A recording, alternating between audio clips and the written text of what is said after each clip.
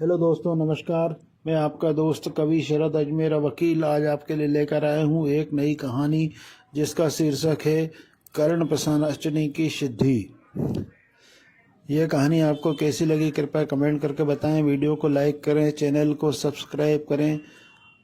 मैं आपके द्वारा किए जो लोग कमेंट करेंगे उनके नाम अगली कहानी में लूँगा। चलिए अब कहानी शुरू करते हैं। किसे अच्छा नहीं लगता कि वह अपना भविष्य, भूतकाल और वर्तमान ना जान सके। हम सभी कभी न कभी यह जानने की चाह रखते हैं कि हमारे साथ क्या होने वाला है, लेकिन अगर कोई आपको वह सब बताने आए तो आप कैसा महसूस करेंगे? वह सिर्फ आपको भविष्य नहीं बताएगा, बल्कि आपके कानों में आपके सबसे गहरे राज भी फुसफुसाएगी। क्या हो अगर वह फुसफुसाना छोड़े? मैंने कम्युनिटी पोस्ट में आप सबसे पूछा था कि अगली कहानी कौन सी सुनना पसंद करेंगे, और सबसे ज़्यादा वोट कर्ण पिशाचनी स्टोरी को मिले थे। तो दोस्तों, आपकी पसंद का ध्यान रखते हुए आज हम आपके लिए लेकर आए हैं इस खौफनाक और रहस्यमयी कहानी को। आज की कहानी ऐसी ही एक कर्ण पिशाचनी की है जो आपके कानों को सीधे आपके आत्मा तक पहुंचाती है। मैं एक छोटा सा क्रिएटर ज़रूर हूँ। मैं वादा करता हूँ कि आपको यह कहानी ज़रूर पसंद आएगी, इसलिए प्लीज़ इस वीडियो को बिना स्किप किए पूरा सुनिए। आपकी पसंद और सपोर्ट मेरे लिए बहुत मायने रखता है। बस एक छोटी सी रिक्वेस्ट है आपसे, अगर आप इस चैनल पर नए हैं तो प्लीज़ चैनल को सब्सक्राइब कर लें ताकि आगे भी ऐसी डरावनी कहानियों का मज़ा लेते रहें। और कमेंट में ज़रूर बताएं कि आपको यह कहानी कैसी लगी। हाँ, आप यह स्टोरी किस शहर से देख रहे हैं और अपना नाम भी कमेंट में लिखें ताकि मुझे पता चल सके कि हमारी कहानी कहाँ तक पहुँच रही है। मैं यकीन दिलाता हूँ कि यह कहानी आपको ज़रूर पसंद आएगी। तो चलिए आज की कहानी शुरू करते हैं। कर्ण पिशाचनी एक अघोरी विद्या है जिसके जरिए किसी भी व्यक्ति के मन की बात और उसका भूत, भविष्य और वर्तमान जा सकता है।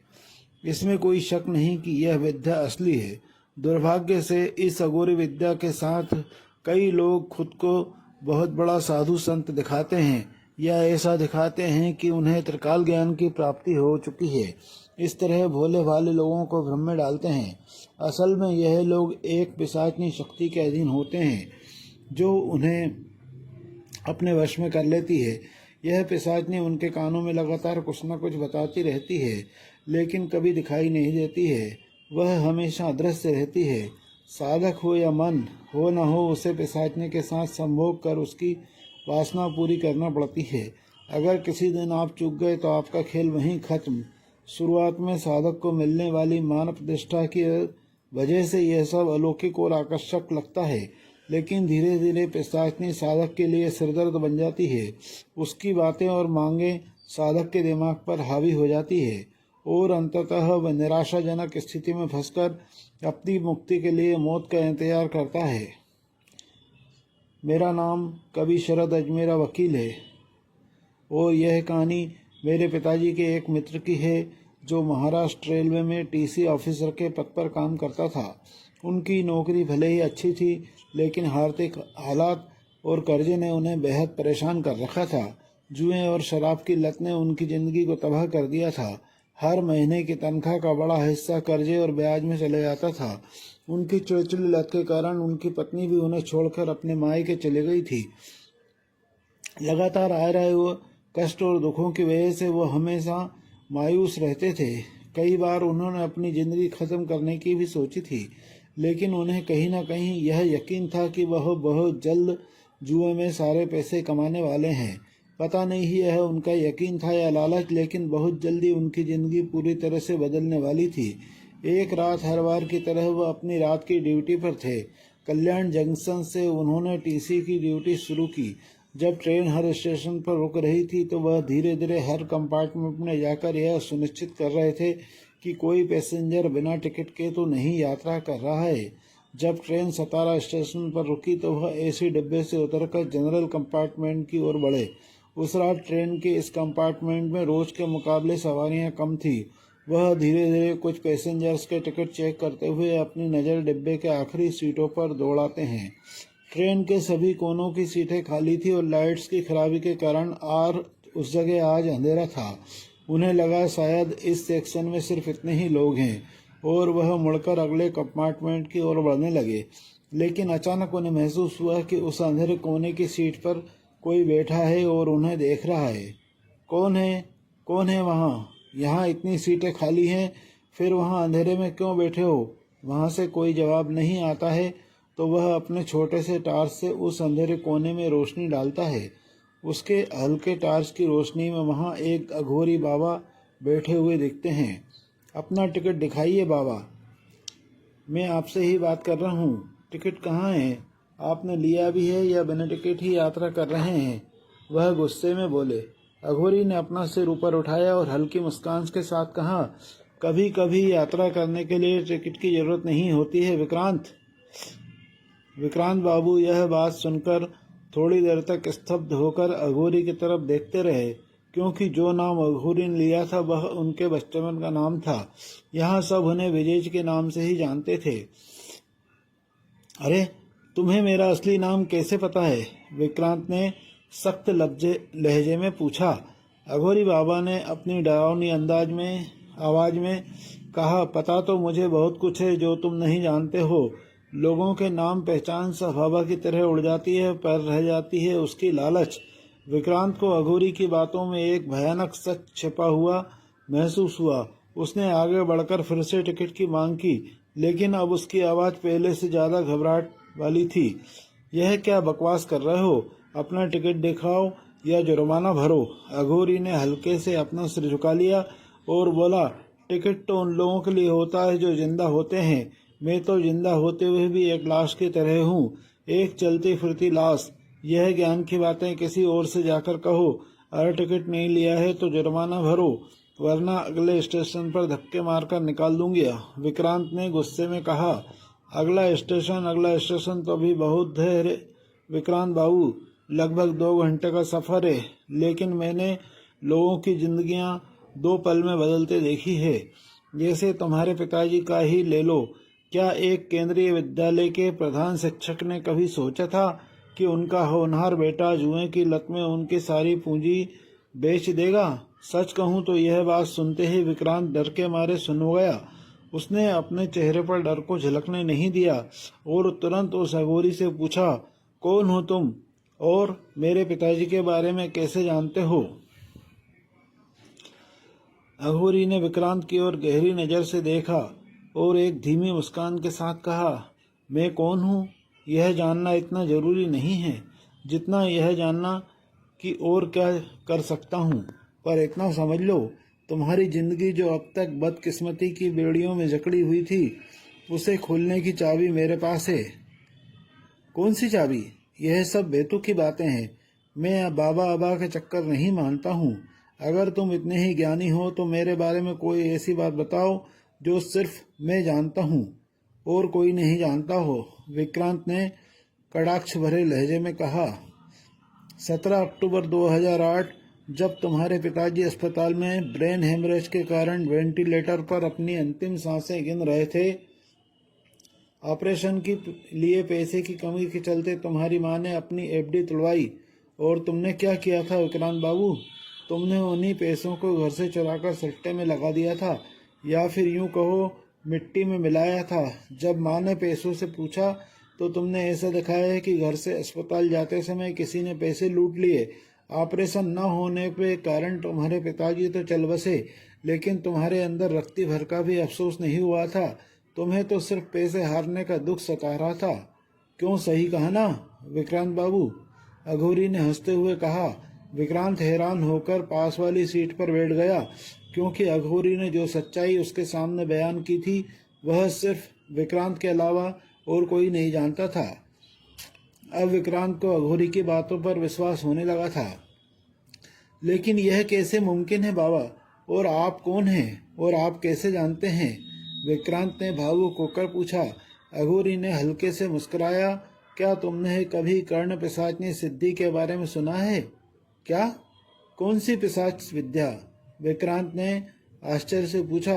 अघोरी ने गुस्से में कहा, पिशाचनी नहीं, कर्ण पिशाचनी। उसकी मदद से मैं सिर्फ तुम्हारा ही नहीं, मैं सबके बारे में जान सकता हूँ। इस दुनिया में जो भी मेरे सामने आता है उसका भूत भविष्य और यहाँ तक कि वर्तमान में उसके मन में क्या चल रहा है यह भी मैं बता सकता हूँ। यह बात सुनकर विक्रांत ने मन ही मन षड्यंत्र रचना शुरू कर दिया था। वह सोचने लगा, अगर यह सिद्धि वह हासिल कर लेगा तो इसके मदद से सट्टे में बहुत पैसे कमा सकता है। वह बिना हिचक के अघोरी बाबा से पूछने लगा, बाबा जी, क्या यह सिद्धि कोई सामान्य इंसान भी प्राप्त कर सकता है? क्या मैं कर सकता हूँ? अघोरी ने गंभीर होकर कहा, कर सकते हो, बिल्कुल कर सकते हो, पर यह तुम्हारे कर्मों पर निर्भर करेगा कि उसका परिणाम क्या होगा। सिद्धि प्राप्त करना कोई आसान बात नहीं है विक्रांत बाबू, मुझे इस प्राप्त करने में कई साल लग गए।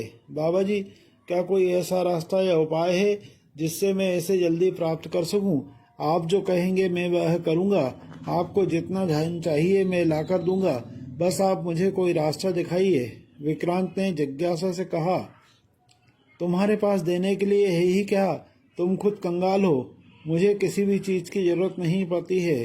सिद्धि प्राप्त करना उतना आसान नहीं है, पर अगर कोई सिद्ध पुरुष जिसने अपनी सिद्धि जागृत की हो तुम्हें अपनी शक्ति यानी पिशाचनी देना चाहे तो तुम्हें उतना समय नहीं लगेगा। बस कुछ ही दिनों में तुम उसे हासिल कर सकते हो। अघोरी ने हंसते हुए कहा।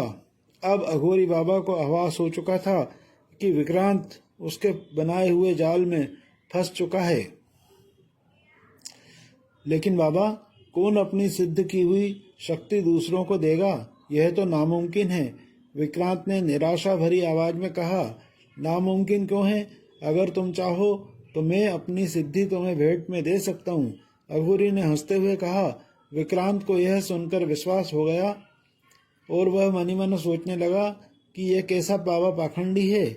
ऐसे कैसे यह अपनी सिद्ध की हुई शक्ति मुझे दे देगा? विक्रांत ने शक भरी नजरों से अघोरी की तरफ देखते हुए कहा, लेकिन बाबा, आप क्यों यह शक्ति मुझे देना चाहेंगे? इससे आपको क्या लाभ है? अरे बेटा, लाभ मेरे लिए नहीं, संसार में कोई लाभ या हानि नहीं है। मैं अघोरी हूँ, संसार के बंधनों से मुक्त हूँ। शक्ति मेरे लिए सिर्फ एक साधन है, लेकिन तुम्हारे लिए यह वरदान बन सकती है। वैसे भी यह सिद्धि पीढ़ी दर पीढ़ी अपना रुख बदलती है। मेरा न कोई संतान है, न कोई परिवार है। अगर तुम क्षमता रखते हो तो मैं तुम्हें वह शक्ति भेंट में दे सकता हूँ, लेकिन याद रहे, अघोरी ने चेतावनी देते हुए कहा, सिद्धि पाने के बाद तुम्हें असीम शक्तियां तो मिलेगी, पर इसकी कीमत भी भयानक होगी। कर्ण पिशाचनी एक बार तुम्हारे जीवन में प्रवेश कर गई तो हर कदम पर तुम्हारा पीछा करेगी। वह तुम्हारे कान में सारे रहस्य बताएगी, लेकिन उसकी आवाज से पीछा छुड़ाना असंभव होगा। वह तुम्हारे हर सवाल का जवाब तो देगी, पर बदले में तुम्हारा शरीर मांगेगी। वह किसी को दिखाई नहीं देगी, यहाँ तक कि तुम्हें भी नहीं, परंतु रात के सपनों में वह तुम्हारे साथ एक गहरा शारीरिक संबंध बनाएगी।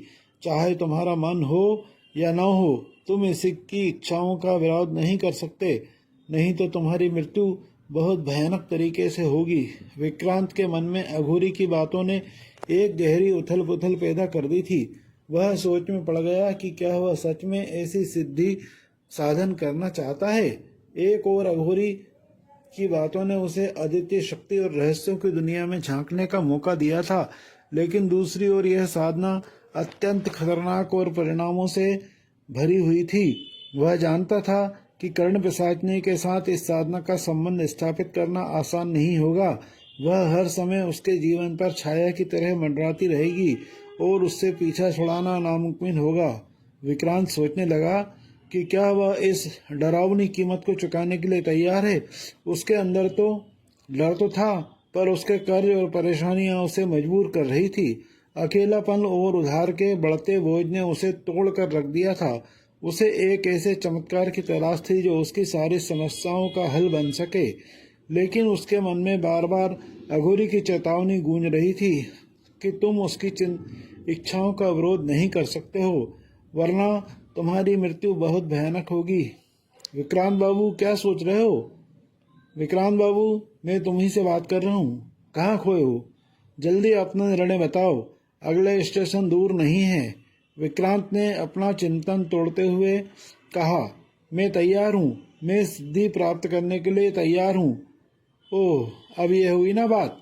ठीक है, लेकिन अब बात से मुकर मत जाना, बस मेरे बुलावे का इंतजार करना। मैं तुम्हें बताऊंगा कि तुम्हें कहाँ आना है। अब मैं चलता हूँ, मेरा स्टेशन आ गया है।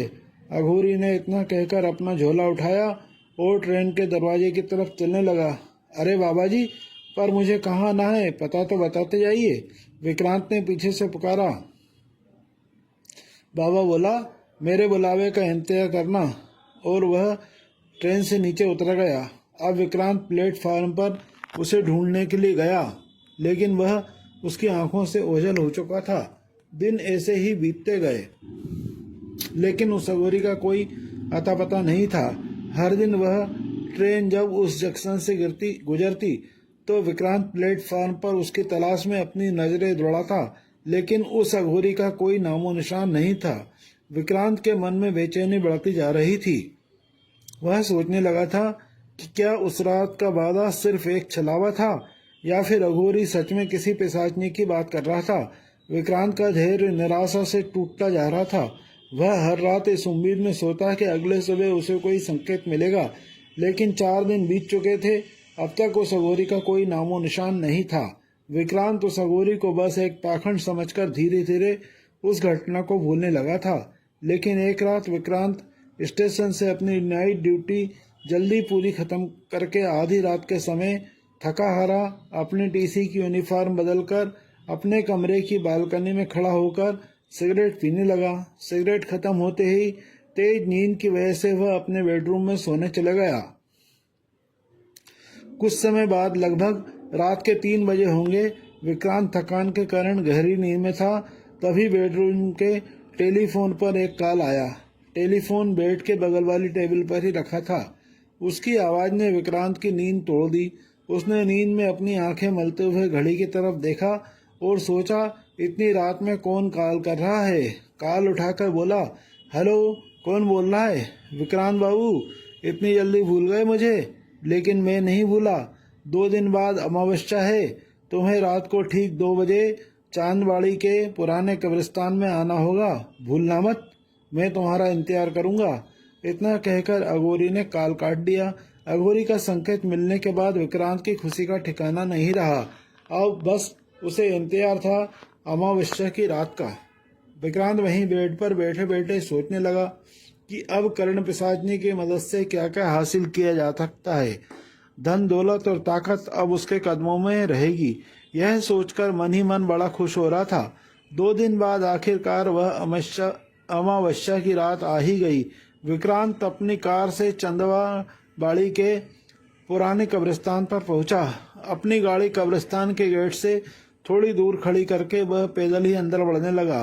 रात का समय था। रात के 1:45 हो गए थे। कब्रिस्तान सुनसान पड़ा था। वहां कोई गार्ड या केयरटेकर नहीं आ रहा था। कब्रिस्तान का वातावरण बेहद डरावना था और अमावस्या के कारण चारों तरफ घना अंधेरा था। आसपास की कोई भी चीज दिखाई नहीं दे रही थी। थोड़ी देर बाद अचानक विक्रांत को आवाज सुनाई दी। कोई धीमे धीमे कुछ गुनगुना रहा था, लेकिन जब उसने गौर से सुनने की कोशिश की तो पता चला यह कोई मंत्र पाठ हो रहा है। अब उसे पक्का हो गया था कि अघोरी यहीं कहीं है। वह आ रही मंत्रों की आवाज की दिशा में चलने लगा। इसी तरह अंधेरे में चलते हुए विक्रांत ने दूर एक रोशनी की छटा देखी। किसी लाल धधकती भट्टी की तरह दिख रही थी। अब किसी ने शायद आग जलाई हो ना हो अघोरी ही शायद वहीं होगा, विक्रांत ने मन ही मन में कहा और आगे बढ़ गया।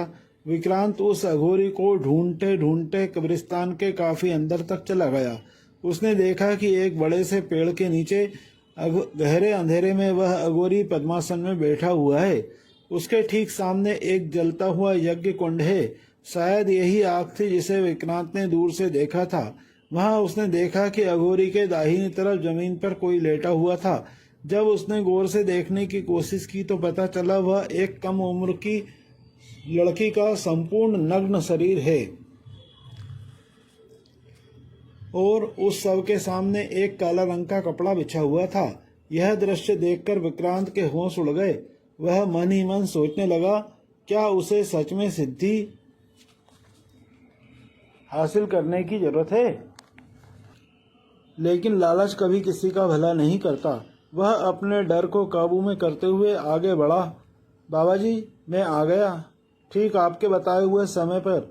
अघोरी ने बिना कुछ कहे उसे बिछाए हुए काले कपड़े पर बैठने का इशारा किया। विक्रांत अघोरी का इशारा समझकर उस कपड़े पर बैठ गया। बार बार विक्रांत की आंखें उस लड़की के नग्न शव पर जा रही थी। उस लड़की के बाल जमीन पर चारों तरफ फैले हुए थे। उसकी आंखों पर बहुत सुंदर सी पलकें बिछी हुई थी, मानो कोई देवी सो रही हो। वह अघोरी मंत्र पाठ कर रहा था और बीच बीच में किसी इंसान की खोपड़ी से आग में घी और बेलपत्र का अर्घ दे रहा था। इस सुनसान वातावरण में मंत्र पाठ और बेलपत्र के जलने की चिटपिट आवाज ने परिवेश को भयावह बना दिया था। जैसे जैसे समय बीत रहा था, मंत्र पाठ उतना ही तीक्ष्ण होता जा रहा था। बीच बीच में साधु कुछ घी लड़की के शव पर भी डाल रहा था। विक्रांत को आभास हो गया था कि कुछ बुरा होने वाला है। बस डरते हुए अघोरी के क्रियाकलाप को देखता रहा और तभी अघोरी ने विक्रांत की तरफ देखते हुए कहा, विक्रांत बाबू, अब जो मैं मंत्र बोलूंगा उसे बस मेरे साथ दोहराना। विक्रांत ने हाँ में सिर हिलाया। अघोरी ने कोई मंत्र बोला, विक्रांत ने उसके साथ बोलना शुरू कर दिया। पूरा वातावरण और भी भारी हो गया।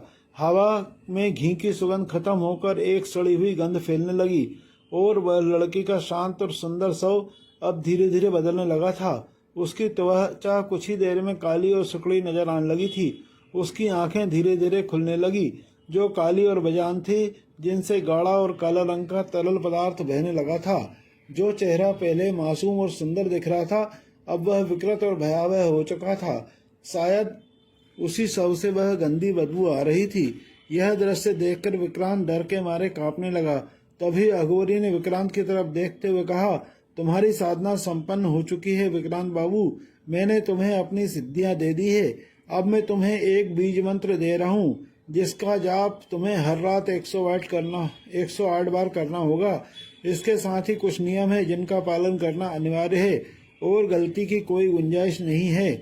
आज के बाद अनजाने में भी किसी भगवान या देवी देवता का नाम अपनी जुबान पर मत लेना। अगर तुम्हारे घर में किसी भगवान की तस्वीर या मूर्ति है तो उसे तुरंत बाहर निकाल कर फेंक दो। अपने घर के मंदिर के दरवाजे पर ताला लगा दो। ध्यान रहे, चाहे कुछ भी हो जाए, उसे कभी मत खोलना। अब तुम पूरी तरह से तामसिक शक्तियों के अधीन हो।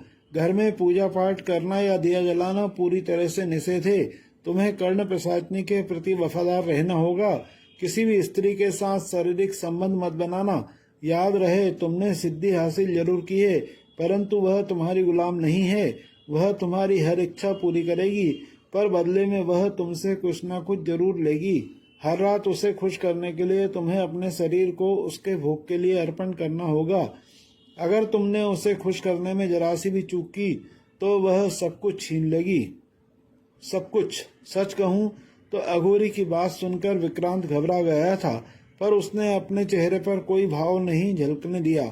अब तुम यहाँ से जा सकते हो, पर मेरे कही हुई बात को भूलना मत, वरना तुम बहुत बड़े संकट में फंस जाओगे, जिसे तुम्हें कोई बाहर नहीं निकाल पाएगा।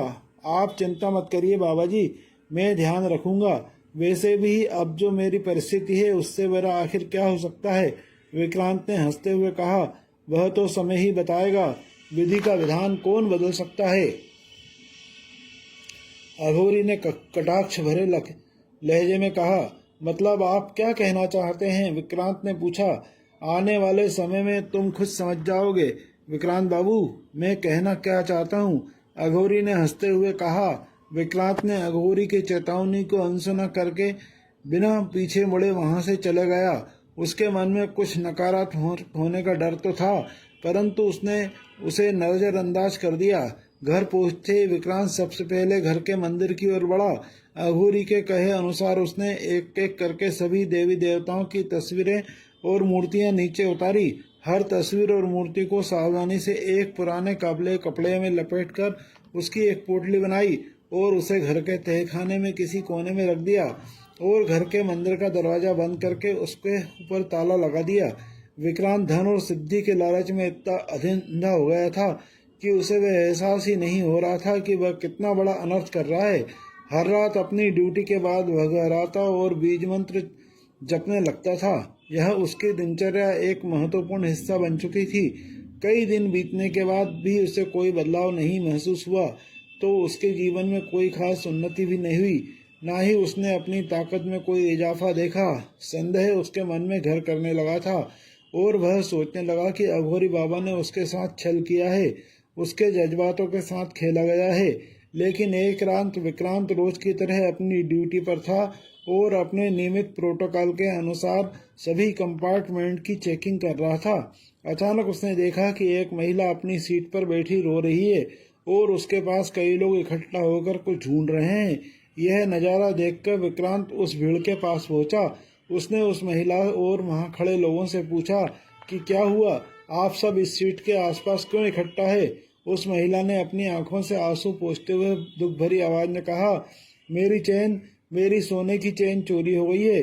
किसी ने मेरे गले से उसे चुरा लिया है, मुझे पता भी नहीं चला। उस महिला के चेहरे पर चिंता और घबराहट साफ दिखाई दे रही थी। आसपास खड़े लोग भी एक दूसरे से पूछताछ कर रहे थे। सीट के नीचे, बैगों के अंदर और चारों तरफ चेन को ढूंढने की कोशिश कर रहे थे। जब कभी सभी लोग चोरी हुई चेन को ढूंढने में लगे हुए थे, विक्रांत वहीं खड़ा होकर गहरे सोच में खोया हुआ था कि आखिर वह चेन कहाँ जा सकती है। वह अपनी पूरी नजर पूरे कंपार्टमेंट में दौड़ा रहा था और हर संभावित जगह को ध्यान से देख रहा था। तभी अचानक उसे महसूस हुआ जैसे सब कुछ धीमा हो गया हो, जैसे आसपास की हर चीज एकदम सुन्न और धीमी हो गई हो। तभी उसके बाएं कान में उसे कुछ सुनाई दिया। लाल शर्ट, ऊपर की जेब को यह आवाज सुनकर एक झटका सा लगा। पहले तो उसे समझ नहीं आया कि यह क्या था, लेकिन उसने फौरन ध्यान केंद्रित किया और वहां मौजूद सभी लोगों से कहा, क्या आप लोगों ने सीट नंबर 13 के पास देखा? वह लाल रंग की शर्ट वाला आदमी, उसके ऊपर वाली जेब चेक करो। लोगों ने एक दूसरे की ओर देखा, फिर विक्रांत की बात सुनकर उस व्यक्ति की ओर बढ़े। लाल शर्ट पहने आदमी ने पहले तो हैरानी से देखा और फिर पीछे हटने की कोशिश करने लगा, लेकिन लोगों ने उसे घेर लिया। एक व्यक्ति ने उसकी शर्ट की जेब में हाथ डाला और सबकी आंखें चौंध आ गई। वहां वही सोने की चेन रखी हुई थी जो चोरी हुई थी। पूरी भीड़ में खामोशी छा गई और लोग आपस में फुसफुसाने लगे। लोगों ने उस चोर को पकड़कर पीटना शुरू कर दिया और विक्रांत वहां से चुपचाप चले गया। उसका दिल तेजी से धड़क रहा था और सुन्न था और हैरान था, या समझ नहीं पा रहा था कि अभी अभी जो हुआ वह असल में क्या था। उसे अचानक एहसास हुआ कि अघोरी की सिद्धि सच में असर दिखाने लगी थी। जिस मंत्र का वह इतने दिनों से जप कर रहा था, उसने वास्तव में काम करना शुरू कर दिया था। उसे यह यकीन हो गया कि कर्ण पिशाचनी अब सच में उसकी जिंदगी में आ चुकी है। उस दिन जब वह अपनी ड्यूटी के बाद घर लौटा तो वह थकान के कारण सीधे सोने चला गया। जब वह गहरी नींद में था, रात के 2 बजे होंगे, जब उसे किसी के हंसने की आवाज सुनाई दी। विक्रांत हैरानी से जागकर उस आवाज को सुनने की कोशिश करने लगा। यह वही आवाज थी जो उसने ट्रेन में सुनी थी। वह आवाज घर के बेसमेंट के बगल वाले बेडरूम से आ रही थी, जो काफी दिनों से बंद था। वह उस बंद कमरे की तरफ बढ़ा। वहां पूरा अंधेरा था। वह अपनी आंखों को मलते हुए अंधेरे में देखने की कोशिश करने लगा। वहां कोने में कोई खड़ा था। वह अपने मोबाइल का टॉर्च ऑन करा तो धीरे धीरे उस अंधेरे कोने की में रोशनी डाली। टॉर्च की रोशनी में उसे एक बेहद खूबसूरत महिला दिखाई दी। वह सोने के आभूषणों से सजी हुई थी। उसकी त्वचा दूध जैसी साफ और गोरी थी। उसकी बड़ी बड़ी आंखों में एक अजीब सी गहराई और रहस्य था जो उसे और भी आकर्षक बना रहा था। उसके होंठ गहरे लाल थे, मानो किसी ने अभी अभी उन पर रंग चढ़ाया हो। उसकी आवाज में ऐसा खिंचाव था जैसे वह विक्रांत को अपनी ओर खींच रही हो। आओ आओ, डरो मत, मेरे पास आओ, मैं सिर्फ तुम्हारी हूँ और तुम सिर्फ मेरे हो।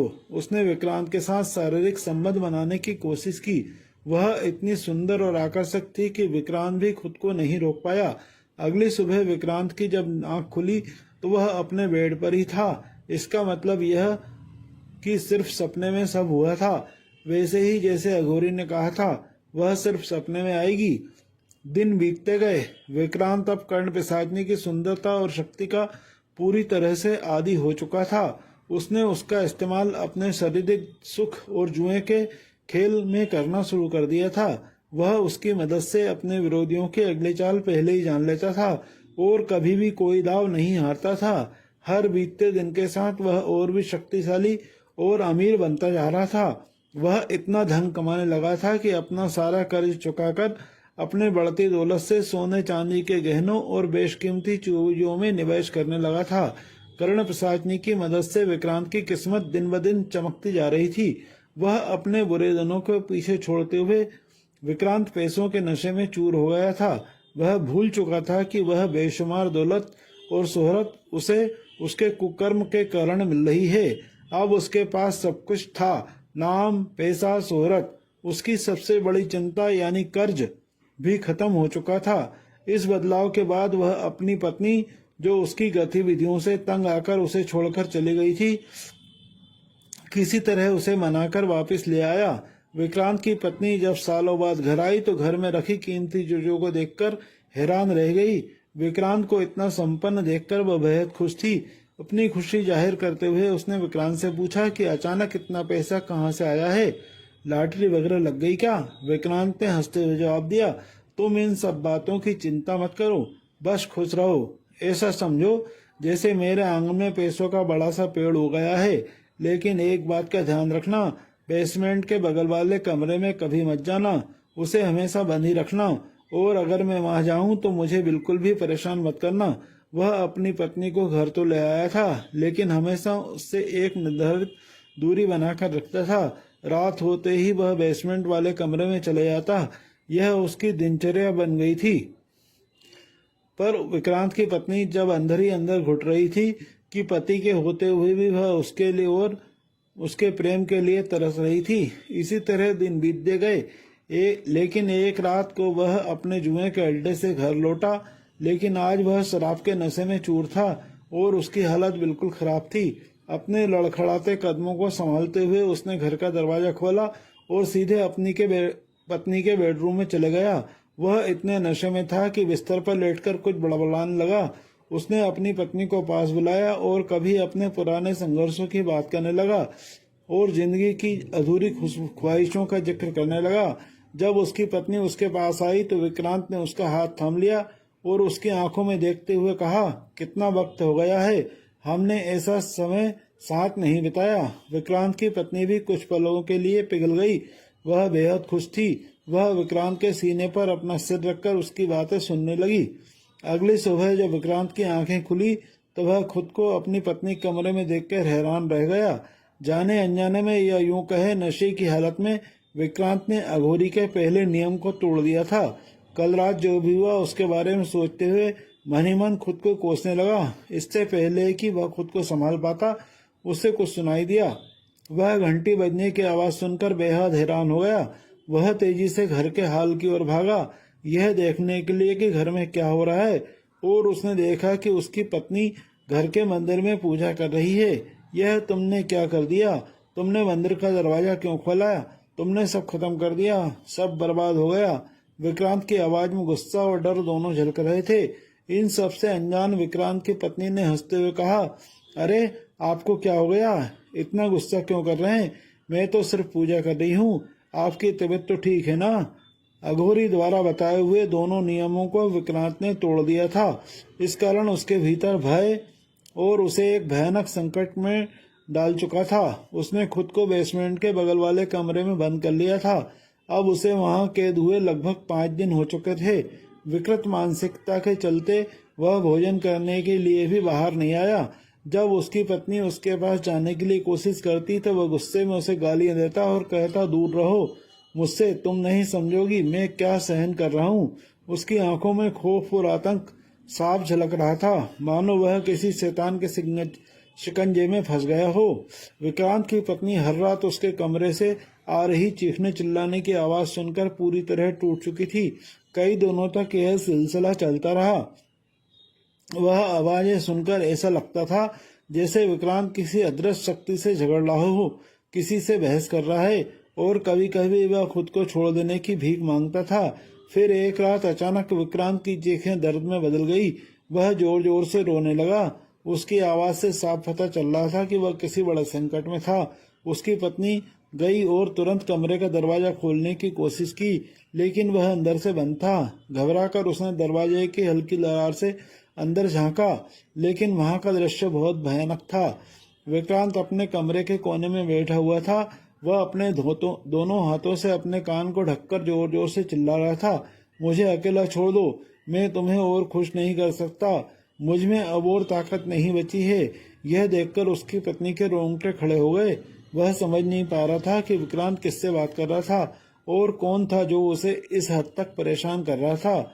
उसकी चीखें इतनी जोरदार और पीड़ादायक थी कि वह सुबह तक गूंजती रही, जैसे उसका दर्द कभी खत्म नहीं होने वाला था।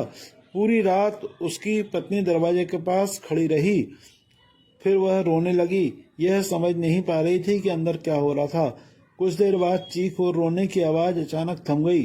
चारों ओर एक सन्नाटा छा गया। विक्रांत की पत्नी उस अचानक छाई खामोशी से बहुत हैरान हो गई और डर गई। अभी तक विक्रांत की दर्द भरी आवाज सुनाई दे रही थी जो उसकी पीड़ा और भय को कम कर रही थी, लेकिन अब जब चारों ओर सन्नाटा था उसे यह असामान्य और डरावना लग रहा था। उसके मन में कई सवाल घूम रहे थे। उसे यकीन था कि अंदर कुछ न कुछ बुरा हुआ है। घबराते हुए उसने दरवाजे की दरार से अंदर झांकने की कोशिश की, लेकिन जैसे ही उसने दरवाजे को छुआ, इस बार दरवाजा अंदर से खुला हुआ था। कमरे से बेहद गंदी बदबू आ रही थी। वह अपनी नाक को अपनी साड़ू के पल्ले से ढकते हुए कमरे के अंदर दाखिल हुई। वहां हल्का अंधेरा था। रोशनी बस इतनी थी कि चीजें धुंधली नजर आ रही थी। वहां के कोने में जब उसकी नजर पड़ी तो वह जोर जोर से चिल्लाने लगी। वहां विक्रांत का संपूर्ण नग्न शरीर पड़ा हुआ था। उसके शरीर पर कई घावों के निशान थे, जैसे किसी ने उसे बर्बरता से मार डाला हो। उसके कानों से काला रंग का खून बह रहा था, लेकिन सबसे भयानक और डरा देने वाला दृश्य जो था वह उसके शरीर के निचले हिस्से में था। किसी ने उसके जननांग यानी लिंग को उसके शरीर से अलग कर दिया था। शायद इसी कारण विक्रांत पूरी रात दर्द से चिल्लाता रहा। वह उसकी पिशाचनी के प्रति वफादार न रहने का परिणाम था। माना जाता है कि अगर कोई पिशाचनी सिद्धि हासिल कर ले तो वह मृत्यु के बाद प्रेत योनि में चला जाता है, यानी मरने के बाद वह साधक पिशाचनी का गुलाम बनकर रहेगा। अघोरी इस बात को बखूबी जानता था, इसलिए उसने विक्रांत को अपना शिकार बनाया ताकि वह खुद इन सब से मुक्ति पा सके। तो दोस्तों, यह थी आज की मेरी कहानी। यह बहुत डरावनी कहानी आपको कैसी लगी? अगर आपको पसंद आई हो तो आप कमेंट करके बताएं, और इस तरह की डरावनी आगे कहानियां सुनना चाहते हैं तो चैनल को सब्सक्राइब करना न भूलें। बहुत से लोग हमारी कहानियां देखते हैं पर सब्सक्राइब नहीं करते हैं।